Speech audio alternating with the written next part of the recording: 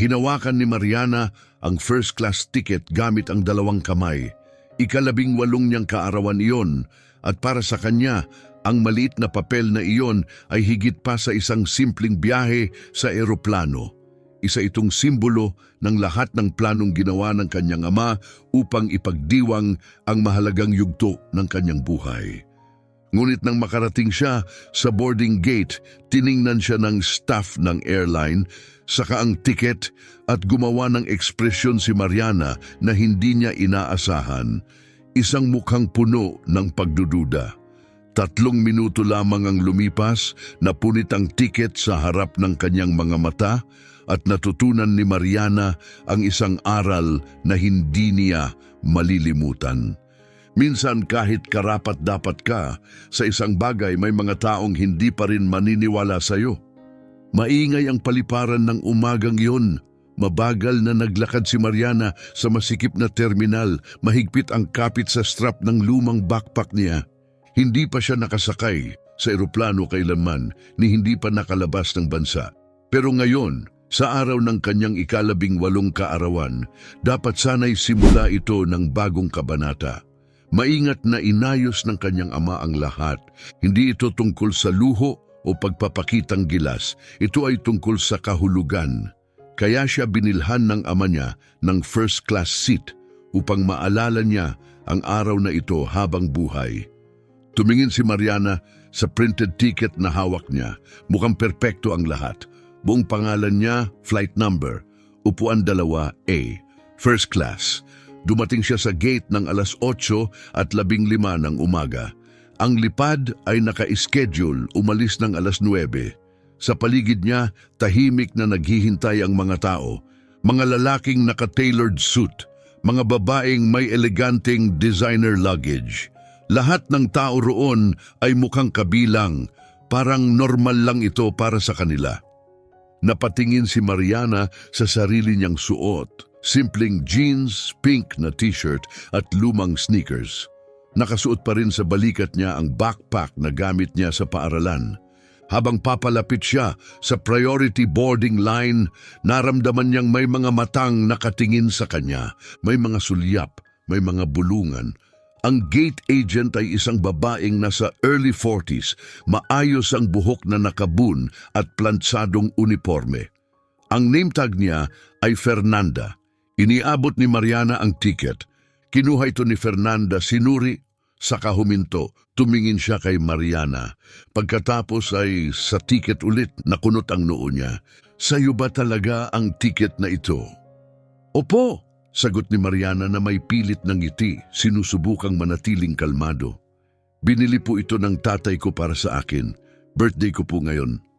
Hindi ngumiti si Fernanda. Binaliktad niya ang ticket, masusing tinitingnan ang barcode. May ID ka ba? Hinugot ni Mariana ang ID mula sa backpack at iniabot ito. Sinuri ni Fernanda ang pangalan. Tugma ito sa ticket, pero hindi pa rin siya kontento. Maghintay ka muna, sabi niya, habang tinatawag ang isa pang empleyado. Nakatayo si Mariana, parang natigilan, mahigpit ang hawak sa backpack. Ang mga tao sa likod niya ay nagsimulang mainip. Dumating ang isa pang staff. Ipinakita ni Fernanda ang ticket, may ibinulong at sabay silang tumingin kay Mariana. Miss, sabi ni Fernanda, ibinabalik ang ID. Sigurado ka bang valid ang ticket na ito? Bumilis ang tibok ng puso ni Mariana. Opo, siguradong sigurado. May confirmation email pa po ako kung gusto niyong makita. Hinugot niya ang phone at binuksan ang email mula sa airline. Opisyal ang lahat. Tiningnan lamang ito ni Fernanda ng mabilis, walang interes. Kahit sino pwedeng magpalsipika ng screenshot, hindi iyon patunay. Hindi alam ni Mariana ang sasabihin, pero hindi po iyon peke, totoo po. At nasaan ang tatay mo? Tanong ni Fernanda, nakatiklop na ang mga braso. Wala po siya rito. Mag-isa lang po akong bumiyahe. Regalo niya po ito. Nagpalitan ng tingin si Fernanda at ang kasama niya. Isang tingin na nagsasabing, hindi kami naniniwala. Diretsuhin na natin, sabi ni Fernanda, hindi bagay sa iyo ang ticket na ito. Nanlamig si Mariana. Hindi basta-basta ang first class. Hindi kita papapasukin hanggat hindi ako siguradong legit ito. Uminit ang pisngi ni Mariana. Mas marami nang nakatingin ngayon. Pero legit po, sabi niya, pilit na pinipigilan ng emosyon. Huminga ng malalim si Fernanda na parang naiirita. Ang kailangan mo ay tunay na valid ticket. At ito, iwinagayway niya ang ticket sa hangin. Hindi ako kumbinsido. Paki-check po sa system nyo. Pakiusap ni Mariana. Please. Tumalikod si Fernanda sa computer, nag-type, naghintay sa katumitig sa screen. Sa huli, inikot niya ang mga mata niya. Oo, nasa system ang reservation, pero wala rin iyon masyadong ibig sabihin. Baka glitch lang, error. Hindi makapaniwala si Mariana. Error? Wala po akong ginawang mali. Lumapit si Fernanda, binabaan ang boses, pero hindi sapat para hindi marinig ng iba. Makinig ka. Hindi ko alam kung saan galing ang ticket na ito, pero hindi ko isusugal ang trabaho ko para lang papasukin ang isang tao sa first class na may kahina-hinalang dokumento. Parang sinampal si Mariana. Kahina-hinala. Tumingin siya sa paligid. Lahat ay nakatitig, may awa, may paghusga, at walang kahit sino ang nagsalita para sa kanya. Inabot ni Fernanda ang ticket mula sa kamay ni Mariana, at bago pa siya makapagsalita may nangyaring hindi inaasahan. Pinunit ni Fernanda ang ticket sa gitna. Ang tunog ng napupunit na papel ay umalingaw-ngaw sa gate. Nakatayo si Mariana, hindi makagalaw, habang ang 2 piraso ay nahulog sa sahig. Hindi siya makapaniwala. Totoo ba ito? Ayan, malamig na sabi ni Fernanda habang itinatapon ng piraso sa basurahan. Tapos na ang problema? Ikaw, pinunit mo ang ticket ko, bulong ni Mariana, nanginginig. Pinunit ko ang kahina-hinalang ticket, mariing sagot ni Fernanda. Ginawa ko ang dapat gawin. Nag-react ang mga tao. May umatras, parang siya ay panganib. May naglabas ng phone, hindi para tumulong, kundi para mag-video. May lalaking nakasutang bumulong sa asawa, sinusubukang makalusot sa first class gamit ang peking ticket. Grabe. Kawawa naman, sagot ng babae, pero hindi iyon tunay na awa. Yun ay awa na may halong paghusga. Nang hina ang tuhod ni Mariana, tiningnan niya si Fernanda, ang basurahan at ang mga estrangherong tahimik na humuhusga sa kanya. Hindi po yun peke, sabi niya, pilit na matatag. Totoo yun, binayaran iyon ng tatay ko. Wala kang karapatan. May karapatan ako, mabilis na sagot ni Fernanda. Ako ang namamahala sa gate na ito. Pero nakita mo po ang pangalan ko sa system. Umiiyak na ang boses ni Mariana. Nandoon ang reservation. Hindi perpekto ang system, malamig na sagot ni Fernanda. Nagkakamali. Huminto siya sandali. At kahit hindi man ito pagkakamali, hindi ka mukhang taong sumasakay sa first class. Iyon ang realidad. Bumigat ang mga salitang iyon sa hangin, hindi ka mukhang kabilang. May nagliyab sa loob ni Mariana, hindi lang galit, kundi kahihiyan. Ang sakit ng husgahan dahil lang sa suot niya, sa backpack niya, sa itsura niya. Ano ba akong klaseng tao kung ganon? Tanong niya, tumataas ang boses. Sabihin mo nga, ano raw na klaseng tao? Saglit na huminto si Fernanda. Sa isang iglap, may bahagyang bakas ng hindi komportabling damdamin sa mukha niya. Ngunit agad niya itong itinago at bumalik sa malamig niyang pagiging profesional. Hinding-hindi ako makikipag-usap tungkol diyan dito, matalim niyang sabi. Wala kang valid boarding ticket kaya hindi ka sasakay sa flight na ito. Next. Sa mabilis na galaw, sininyasan niya ang pasaherong nasa likod ni Mariana. Isang lalaking nasa gitnang edad, may dalang leather suitcase at suot ang mamahaling relo, ang dumaan kay Mariana na para bang wala siya roon. Ni hindi man lang siya sinulyapan. Nanatiling nakatayo si Mariana sa hallway habang patuloy na umuusad ang pila. Isa-isang dumaraan ang mga tao sa tabi niya. May ilang nakatitig ng lantaran. Ang iba naman ay umiiwas ng tingin, ngunit walang nagsalita, walang nagtanong kung ayos lang siya. Walang nagtanong kung tama ba ang ginawa ni Fernanda.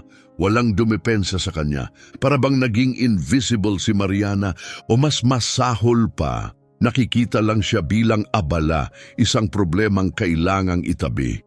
Huminga ng malalim si Mariana, pinipilit na mag-isip ng malinaw. Hindi siya pwedeng tumigil dito.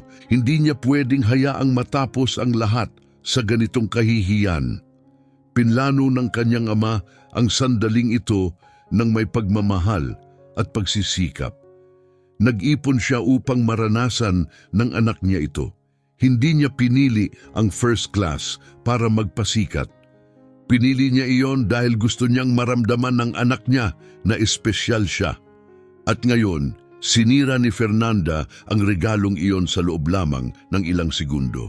Hindi ito tatanggapin ni Mariana. Tumalikod siya at mabilis na naglakad papunta sa main service counter ng airline na malapit lang. May dalawang attendant doon. Isa sa kanila, isang batang babae na may maikling buhok, ang tumingin kay Mariana ng may pag-aalala. May maitutulong ba ako? Please, sabi ni Mariana, pilit na pinapanatiling steady ang boses. Pinunit ng gate agent ang ticket ko. Sabi niya peke raw pero hindi. Kailangan ko ng tulong. Nang atog ang kilay ng attendant sa gulat, pinunit niya anong ibig mong sabihin. Napagdesisyonan niyang hindi ako nababagay sa first class, paliwanag ni Mariana, kaya pinunit niya iyon sa harap ng lahat. Nagpalitan ng nerbiyosong tingin ang batang attendant at ang kasama niya. Sandali, titingnan ko, sabi niya habang humarap sa computer. Ano ang buong pangalan mo? Mariana Garcia Mendoza. Mabilis siyang nag-type, naghintay sandali. Pagkatapos ay tumango siya. May active reservation sa pangalan mo, Seat 2A, First Class, fully paid at confirmed. Naramdaman ni Mariana ang matinding ginhawang dumaloy sa kanya. Kung ganon, maaari ba niyong i-print ulit ang ticket? Makakasakay pa ba ako? Ngunit nag-atubili ang attendant. Ang problema kasi, may authority ang gate agent sa boarding decisions. Kapag tinanggihan ka niya, hindi namin direktang ma-override ang desisyon niya mula rito. Parang gumuho ang sikmura ni Mariana. Anong ibig mong sabihin na hindi pwede? Tanong niya, bumabalik ang panik. Kakakumpirma mo lang na totoo ito. Alam ko, mahina niyang sabi, halatang hindi komportable. Pero may protocol, ang desisyon sa gate ay final. Final? Ulit ni Mariana. Kahit pinunit niya ang lehitimong tiket. Binabaan ng attendant ang boses. Pwede niyang sabihin na may hinala ng irregularidad at technically, sakop iyon ng procedure. Nakatitig si Mariana sa kanya, hindi makapaniwala. Hinala ng ano? Ipinakita ko ang ID ko. Ipinakita ko ang proof na sa system ang reservation ko. Napabuntong hininga ang attendant. Makinig, ang magagawa ko lang ay mag-file ng complaint. Maaari kong i-report ito sa supervision. Pero hindi ko alam kung may kikilos bago matapos ang boarding. At ano ang gagawin ko ngayon? Tanong ni Mariana, napupuno ng luha ang mga mata. Paano ako makakabiyahe? Nag-atubili ulit ang attendant. Maaari, bumili ka ng panibagong ticket kung may available pa. Tiningnan siya ni Mariana na parang hindi niya marinig ng tama. Bumili ng panibago? Sa tingin mo may pera ako para doon? Regalo iyon. Iyon lang ang mayroon ako. Ang pangalawang attendant, isang mas matandang babae, ang lumapit na may simpatyang mukha. Pasensya na talaga anak, totoo, pero wala na kaming magagawa. Final ang desisyon sa gate. Final ang desisyon sa gate. Paulit-ulit na umalingaw-ngaw ang mga salitang iyon sa isip ni Mariana. Tumingin siya pabalik sa boarding gate. Nandun pa rin si Fernanda, kalmadong nagtatrabaho, na parang walang nangyari, na parang hindi niya dinurog ang pangarap ng isang tao. Lumayo si Mariana mula sa counter. Mag-isa siya, lubos na mag-isa, at sa edad na 18, napagtanto niya ang isang bagay na hindi niya inaasahang mauunawaan ng ganito kaaga. Hindi kailanman ang tiket ang problema. Siya ang problema. Para sa kanila, hindi niya raw deserve ang upuang iyon. Hindi mahalaga ang patunay. Hindi mahalaga ang dokumento, hindi siya mukhang taong kabilang sa first class. At dahil doon, walang naniwala sa kanya. Mabagal na naglakad si Mariana pabalik sa boarding area. Hindi niya alam kung bakit. Baka wala na siyang ibang mapuntahan. Baka hindi pa rin niya matanggap na tapos na talaga. Umupo siya sa isang bench, malayo sa pila, malayo kay Fernanda. Inilagay niya ang backpack sa kandungan at mahigpit itong niyakap. Sinusubukang lumiit, sinusubukang mawala, pero huli na. Nakatingin pa rin ang mga tao. May iba na kunwari hindi. Ang iba naman ay lantaran ang paghusga. Naririnig ni Mariana ang mahihinang komento at mapanuksong bulungan. Kawawa naman, akala niya makakalusot siya, bulong ng isang babae. Ngayon talaga, kahit ano sinusubukan ng mga tao, sagot ng kaibigan niya. Buti na lang napansin ng attendant, paano kung nakasakay siya? Ipumikit si Mariana, sinusubukang pigilan ng mga boses, pero hindi niya kaya. Bawat salita ay parang kutsilyo, hinugot niya ang phone. May mensahe mula sa ama niya, ipinadala 30 minuto ang nakalipas. Anak, nakasakay ka na ba? Mag-enjoy ka sa biyahe. Mahal kita. Sulitin mo ang bawat segundo. Deserve mo ito. Nanikip ang lalamunan ni Mariana. Paano niya sasabihin? Paano niya ipapaliwanag na ang regalong puno ng pagmamahal ay napunit? Na siya ay pinahiya sa harap ng lahat? Na hindi siya pinasakay dahil lang hindi siya mukhang tamang pasahero? Hindi ngayon. Hindi niya kayang durugin din ang puso ng ama niya. Itinago niya ang phone at tumingin sa orasan. 20 minuto na lang bago matapos ang boarding. Pagkatapos noon, magsasara ang pinto. Aalis ang eroplano nang wala siya. Tumayo si Mariana. Hindi pa siya pwedeng sumuko. Kailangan niyang subukan sa huling pagkakataon. Napansin niya ang isang landline phone sa dingding malapit sa gate. May karatula sa itaas, Customer Service, extension 4500. Kinuha niya ang receiver at mabilis na nagdial. Tumunog ito ng 3 beses bago may sumagot, Customer Service, good afternoon. Please, kailangan ko ng tulong, desperadong sabi ni Mariana. Pinunit ng gate agent ang ticket ko, pero totoo yon. Aalis na ang flight sa ilang minuto. May makakapag-ayos ba nito? Ano ang flight number? 357, papuntang Lisbon. Narinig niya ang pagtatype. Tingnan ko. Oh, may confirmed reservation sa pangalan mo. Mariana Garcia Mendoza, tama? Opo. So matutulungan niyo ba akong makasakay? Miss, kung tinanggihan ka na ng gate agent, wala kaming authority na baligtarin niyon. Kailangan mong kausapin ng sector supervisor. Pero aalis na ang flight. Naiintindihan ko pero wala akong magagawa mula rito. Pasensya na. Tumahimik ang linya. Dahan-dahang ibinaba ni Mariana ang telepono pabalik sa receiver. Tumingin siya sa orasan. 15 minuto na lang. Naghanap ang kanyang mga mata sa buong terminal. Umaasang may mangyaring himala. Doon niya nakita ang isang empleyado ng airline na dumaraan, may hawak na tablet. Excuse me! Sigaw niya, halos tumakbo papunta rito. Please, kailangan ko ng tulong. Pinunit ng gate agent ang ticket ko, pero totoo yon. Kinumpirma ng counter, halos wala ng oras. Please! Huminto ang lalaki at tumingin sa kanya na may pamilyar na ekspresyon. Awa, hindi pag-aalala. Kung sinabi na ng counter na hindi sila makakatulong, sa kasamaang palad, hindi rin ako makakatulong. Mahinahon niyang sabi, pasensya na. At ganun na lang, naglakad siya palayo. Nanatiling nakatayo si Mariana sa hallway, hindi makagalaw. Mag-isa, wala nang pagpipilian. Tumingin siya muli sa gate. Naroon si Fernanda, patuloy na nag-check-in ng mga pasahero na parang walang nangyari. Nakangiti, maayos, epektibo. Parang hindi niya sinira ang plano ng isang tao. Biglang umingay ang overhead speaker, final boarding call for flight 357 to Lisbon. All remaining passengers, please proceed to the gate immediately.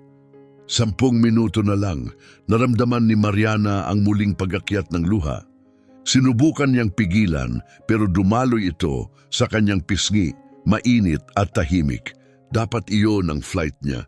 Sa kanya ang upuang iyon. Ang biyahe ay regalo sana sa kanyang kaarawan, isang bagay na pinaglaanan ng puso ng kanyang ama. At ngayon, ninakaw iyon mula sa kanya sa isang malupit na dahilan. Hindi siya mukhang taong kabilang sa first class. Hinugot niya ang phone at tumitig sa screen, nag-atubili. Pagkatapos nanginginig ang mga daliri, pinindot niya ang numero ng kanyang ama. Sinagot ito sa ikalawang ring. "Hey, sweetheart, nakasakay ka na ba?" Huminga si Mariana. "Dad, may nangyari." Tumahimik siya sandali. May mahihinang tunog sa background. Marahil traffic, marahil makina ng sasakyan. "Anong problema, anak? Ayos ka lang ba?" Huminga siya ng malalim. Pilit pinapakalma ang boses. "Pinunit ang tiket ko." Isang pause. "Pinunit? Anong ibig mong sabihin?" "Pinunit ng gate agent sa harap ng lahat." "Bakit niya gagawin yon?" "Sabi niya hindi raw totoong ticket at hindi raw ako mukhang taong sumasakay sa first class." Narinig ni Mariana ang paghinto ng hininga ng kanyang ama, hindi dahil sa gulat, kundi dahil sa pagpipigil. "Ipinakita mo ba ang ID mo?" "Opo, ipinakita ko lahat," pero hindi pa rin siya naniwala. "At yung desk?" "Pumunta ako, kinumpirma nila ang pangalan ko, upuan ko, reservation, lahat. Pero sabi nila, hindi nila pwedeng i-override ang gate. Final daw ang desisyon." "Naiintindihan ko," sabi niya, pero nagbago na ang boses niya. Wala nang pag-aalinlangan, kalmado, matatag. Ilang minuto na lang bago matapos ang boarding, tumingin si Mariana sa orasan sa gate. Mas mababa sa 10 minuto, final call na. "Anong airline?" sinabi niya. "At anong flight number?" 357, papuntang Lisbon." "Nasa gate ka pa ba?" "Nandito lang ako." "Mabuti. Makinig ka ng mabuti," sabi ng ama niya, kalmado at siguradong sigurado. "Manatili ka dyan, huwag kang gagalaw."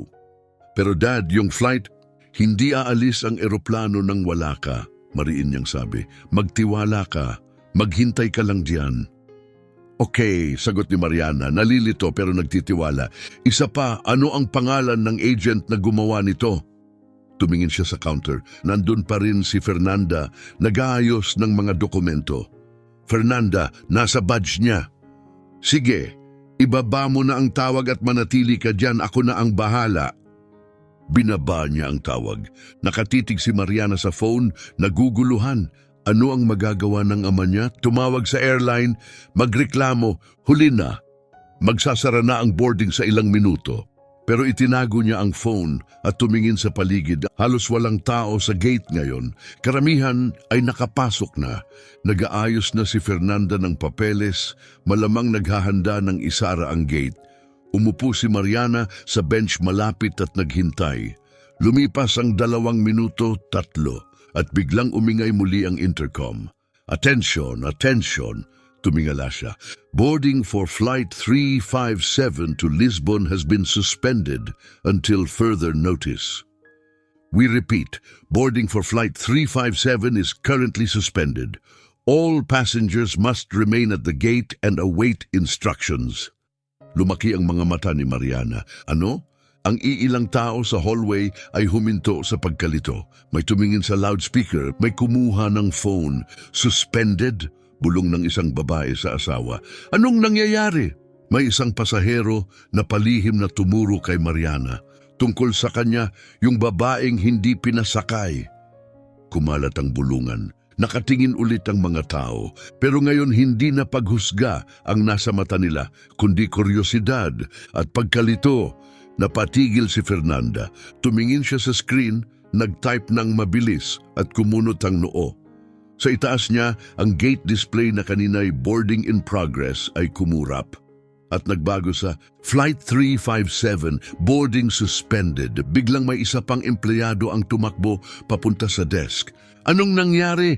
Bakit pinahinto ang boarding?" "Hindi ko alam," sabi ni Fernanda halatang kinakabahan. "Wala akong natanggap na notice. Hindi ito makatuwiran."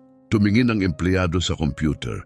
Nakasulat dito, Superior Order, Operational Center Directive. Superior Order? Ulit ni Fernanda, gulat? Pero bakit? Wala namang problema sa flight. Mula sa boarding bridge, may ilang pasahero ang bumalik. Ang pintuan ng jet bridge na halos nagsasara na ay muling binuksan. Ang mga traveler na papunta na sana sa eroplano ay tumigil, naguguluhan. Ano bang nangyayari? Reklamo ng isang babae. Bakit tayo pinipigilan? Galit na sabi ng lalaking nakasuit. Binuka ni Fernanda ang bibig para sumagot, pero kahit siya, wala ring sagot. Samantala, nanatiling nakaupo si Mariana tulala. Superior order mula sa operational center, 3 minuto matapos niyang makausap ang ama niya. Hindi ito pwedeng pagkakataon lang. At mula sa malayong dulo ng terminal, may 2 lalaking lumitaw. Parehong naka-formal suit, mabilis ang lakad. Ang isa ay may dalang briefcase. Ang isa naman ay may hawak na tablet. Diretso silang lumapit sa gate. Ang mas matanda, may kulay abong buhok at seryosong aura, ay tumigil sa harap mismo ni Fernanda. Itinaas niya ang kamay. Walang sasakay sa flight na ito hanggat hindi ko natatapos ang review ko. Utos niya, malakas at may autoridad. Napakurap si Fernanda, halatang nabigla. Ikaw ba ang namamahala sa gate na ito? Tanong ng lalaki. Opo, sagot niya, itinuwid ang postura. Pero maaari ko bang malaman kung anong nangyayari? Ako ay supervisor mula sa Operation Center, sabi niya habang ipinapakita ang badge. Nakatanggap kami ng report tungkol sa isang seryosong insidente na may kinalaman sa flight na ito. Kailangan naming magsagawa ng buong pagsusuri sa boarding procedures agad-agad. Review? Anong review? Tanong ni Fernanda, pilit na pinananatili ang kontrol. Nag-swipe ang supervisor sa tablet niya sa katumingin ng diretsyo kay Fernanda. Nakatanggap kami ng report na isang valid boarding pass ang tinanggihan at sinira ng walang technical na dahilan. Pasahero, Mariana Garcia Mendoza. Nawala ang kulay sa mukha ni Fernanda. Nagpatuloy ang supervisor. Narito ba ang pasahero? Dahan-dahang itinaas ni Mariana ang kamay, nanginginig ang mga daliri. Ako, si Mariana. Tumingin ang supervisor sa kanya, saka bumalik kay Fernanda at biglang tumalim ang kanyang ekspresyon. Ire-verify namin ang lahat ngayon din sa harap ng publiko. Binuka ni Fernanda ang bibig pero walang lumabas na salita. At doon naunawaan ni Mariana, pinahinto ang flight, naggilo ang buong boarding process. Dahil sa tawag niya, dahil sa lalaking nasa kabilang linya, ang kanyang ama. At ngayon makikita ng lahat ang katotohanan. Pinuksan ng supervisor ang briefcase niya at inilapag ang ilang dokumento sa counter. Ang mga pasaherong malapit ay lumapit, puno ng kuryosidad. Walang gustong makaligtaan ang nangyayari. Miss Mariana, sabi niya habang nakatingin diretso sa kanya, pakilapit. Lumapit si Mariana sa counter, nanginginig ang mga binti. Ramdam niya ang bawat matang nakatutok sa kanya, mga taong nangutya, bumubulong, humusga. Ngayon, tahimik silang nanonood. Sabihin mo sa akin kung ano ang nangyari, sabi ng supervisor. Kalmado pero seryoso. Huminga si Mariana. Pumunta ako para sumakay sa flight ko gamit ang first class ticket. Inabot ko ito sa gate agent kasama ng ID ko. Hiniling niyang makita ulit. Pagkatapos, tumawag siya ng isa pang empleyado. Tiningnan nila ako at napagdesisyunan nilang imposible raw na ako ang may-ari ng ticket. Ipinaliwanag ko na binili iyon ng tatay ko para sa birthday ko, pero hindi sila naniwala. At pagkatapos, huminto siya, nanginginig ang boses, pinunit niya ang ticket ko sa harap ng lahat. Sumingit si Fernanda, sinusubukang bawiin ang kontrol. Sinunod ko ang protocol. May hinala ng pandaraya. May autoridad akong... Ang protocol ay nangangailangan ng buong verification bago kumpiskahin o sirain ang dokumento ng pasahero. Matalim na putol ng supervisor ni hindi man lang siya tiningnan. Sinuri mo ba ang reservation sa system bago mo pinunit ang ticket? Nagatubili si Fernanda. Tumingin ako, oo, may reservation pero ano? Pero hindi ito mukhang tama. Ang pasahero ay hindi siya mukhang... Napahinto siya, huli na. Nadulas na ang mga salita. Sumikip ang tingin ng supervisor. Hindi mukhang ano? Katahimikan. Iniwas ni Fernanda ang tingin. Kumalat ang bulungan sa crowd. Ang pangalawang opisyal, yung may tablet, ay nag-tap sa screen, saka ipinakita ito sa supervisor. Active ang booking mula noong nakaraang Huwebes. Confirmed ang bayad. Ticket issued sa ilalim ng pangalang Mariana Garcia Mendoza. Siat 2, A first class. Lahat ay tama. Tumingin ang supervisor kay Fernanda. Kung ganon, ipaliwanag mo kung bakit mo sinira ang isang valid boarding pass. Akala ko may mali, mahina niyang sabi. May mga taong sinusubukang makasakay gamit ang pekeng dokumento dati at ako, akala mo, ulit ng supervisor, binigyang diin ang salita. Pero hindi mo sinuri ng maayos, hindi mo inescalate, hindi mo sinunod ang company procedure. Nag-assume ka at pinunit mo ang ticket ng pasahero. Nanatiling tahimik si Fernanda. Sa crowd, ang babaeng kanina'y nagchismis tungkol kay Mariana ay bumulong sa asawa. Kaya pala pinahinto ang flight, tumango ang lalaki halatang guilty. Totoo pala ang sinasabi niya mula pa noong una. Kumalat ang mga bulungan. Tumingin ulit ang mga tao kay Mariana pero nagbago na ang ekspresyon nila. May ilan na nahihiya, may ilan na tumitingin kay Fernanda nang may disapproval. Nagpatuloy ang supervisor. Miss Mariana, sinubukan mo bang ayusin ang problema pagkatapos nito? Opo, sabi ni Mariana. Pumunta ako sa airline desk. Sinuri nila at kinumpirma ang ticket at reservation ko. Pero sinabi nilang final ang desisyon ng gate agent. Pumunta ka ba sa upper management o supervision office? Opo, pero sinabi rin nila ang pareho na pwedeng mag-file ng complaint pero walang maayos bago umalis ang flight. Nag-take notes ang supervisor at pagkatapos tumawag ka, tumango si Mariana. Tinawagan ko ang tatay ko para lang sabihin kung ano ang nangyari. Ang lalaking naka-suit, yung parehong nagsalita ng mapanlait kanina, ay nakatayo ngayon sa likod, tahimik, nakayuko ang mga mata, halatang nahihiya. Humarap ang supervisor sa crowd. Gusto kong maintindihan ng lahat dito, sabi niya, malakas ang boses. Ang flight na ito ay sinuspinde dahil sa nangyari sa gate na ito. Nagsimula ito nang ang isang lehitimong pasahero ay maling tinanggihan. Lubos na tumahimik ang terminal. Pagkatapos ay nagtanong siya, may nakasaksi ba rito sa nangyari? Nagkibit balikat ang mga tao, hindi komportable. Walang sumagot. Wala, ulit ng supervisor. Ayon sa sinabi sa akin, maraming nakakita nito. Sa wakas, isang matandang babae ang lumapit. Mahina pero malinaw ang boses niya. Nakita ko po, ipinakita ng dalaga ang ticket niya. Tumawag ang attendant ng iba. Nag-usap sila, tapos pinunit ang ticket sa harap namin. Umiiyak na siya, pero walang tumulong. Tumingin ang supervisor sa kanya. At bakit walang tumulong? Nagatubili ang babae. Pagkatapos ay mahina niyang sagot dahil inakala naming nagsisinungaling siya na hindi totoong ticket yon. Batay sa ano? Ibinaling ng babae ang tingin pababa. Hindi siya sumagot pero malinaw na ang dahilan. Wala itong basehan, itsura lamang. Bumalik ang supervisor kay Fernanda.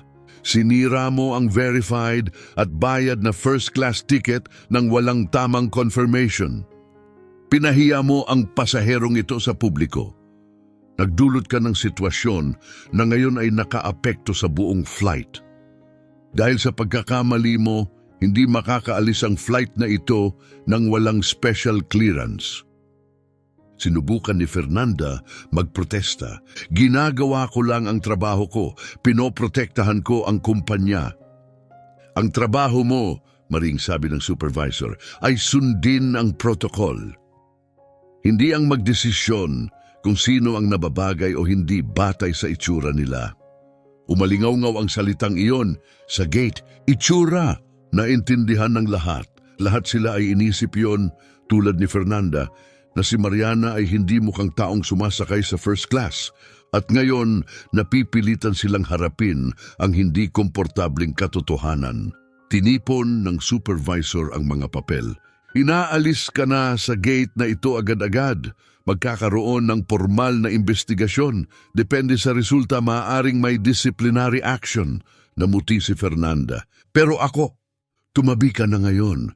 May bagong empleyado ang lumapit upang pumalit.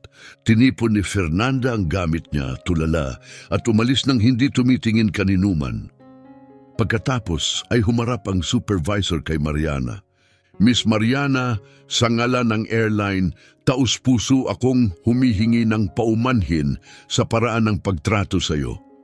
Ang ticket mo ay, at palaging naging, valid, sabi ng supervisor. Sisiguraduhin naming maayos ang lahat para makasakay ka gaya ng orihinal na plano. Tumango lamang si Mariana, labis pa ring nabibigatan sa lahat ng nangyayari sa paligid niya. Paano naman ang flight? Reklamo ng isang naiinis na pasahero. Kalmadong humarap ang supervisor sa kanya. Magpapatuloy ang flight sa lalong madaling panahon kapag natapos ang tamang boarding procedures. Kabilang ang kay Miss Mariana na hindi dapat kailanman tinanggihan sa simula pa lang. Walang pag-aalinlangan sa boses niya, pinahinto ang flight dahil sa kanya at hindi ito aalis hanggat hindi siya nakakasakay. Unti-unting naunawaan ng mga tao ang ibig sabihin nito. Hindi lang ito tungkol sa papel o ticket. Isa itong pampublikong pagwawasto, isang mensaheng ipinapakita sa harap ng lahat. At sa gitna nito, naroon si Mariana tahimik habang lumalabas na sa wakas ang katotohanan. Pagkatapos may nagbago sa terminal. Lahat ng mata ay napalingon nang may tatlong lalaking naka-dark suit ang mabilis na naglakad papunta sa gate. Sa gitna nila ay isang lalaking nasa 50 taon. Matuwid ang tindig, seryoso at puno ng layunin.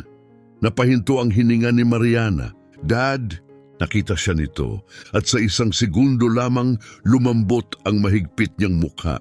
Pagkatapos ay nagpatuloy siya hanggang makarating sa tabi niya.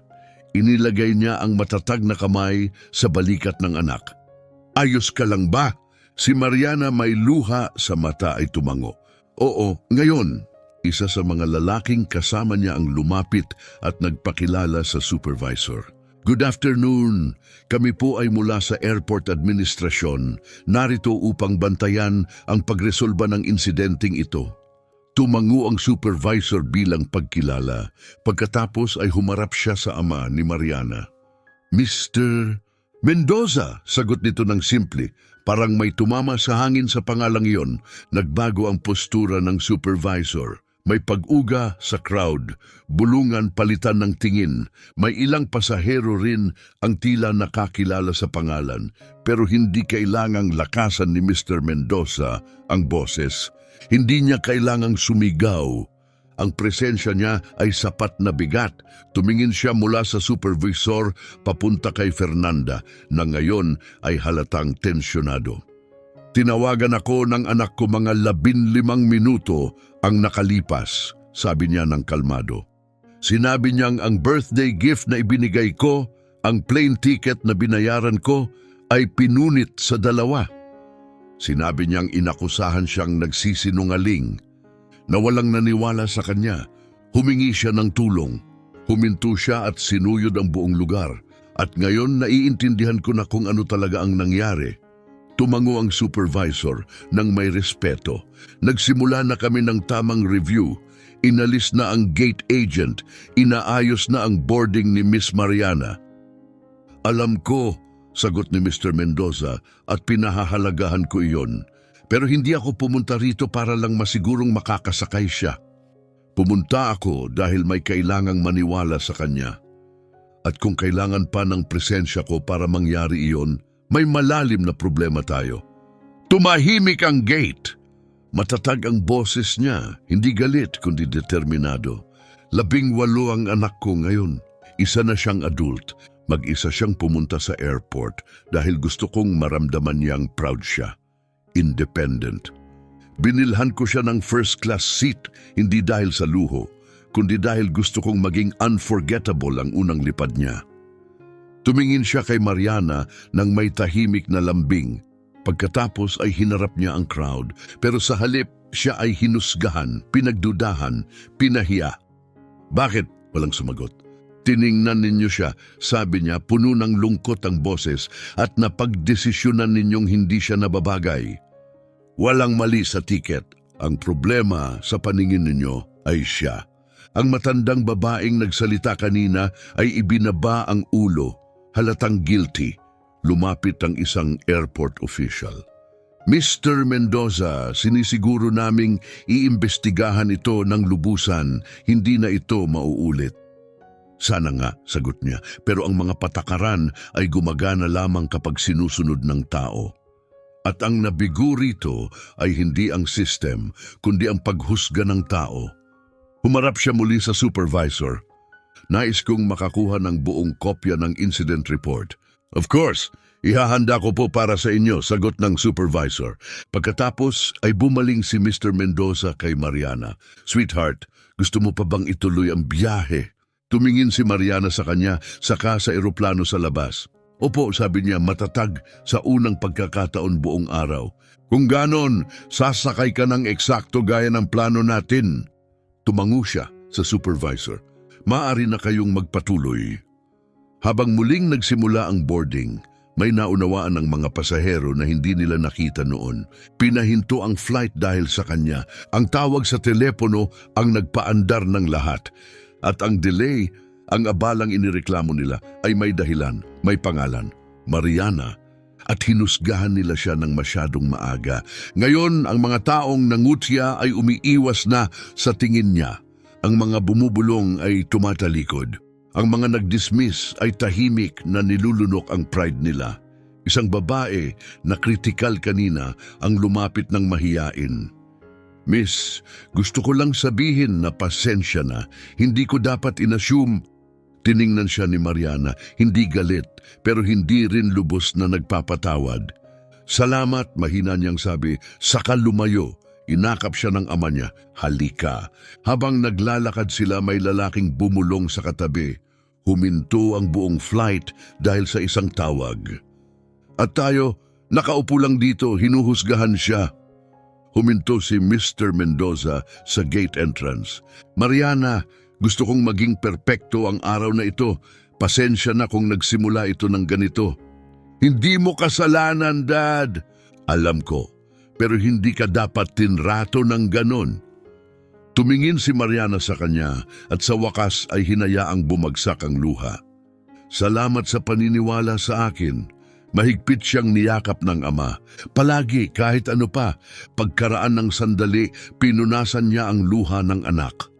Ngayon, umalis ka na, i-enjoy mo ito, bawat minuto. Pinaghirapan mo ito. Tumango si Mariana, lumapit ang supervisor ng maingat.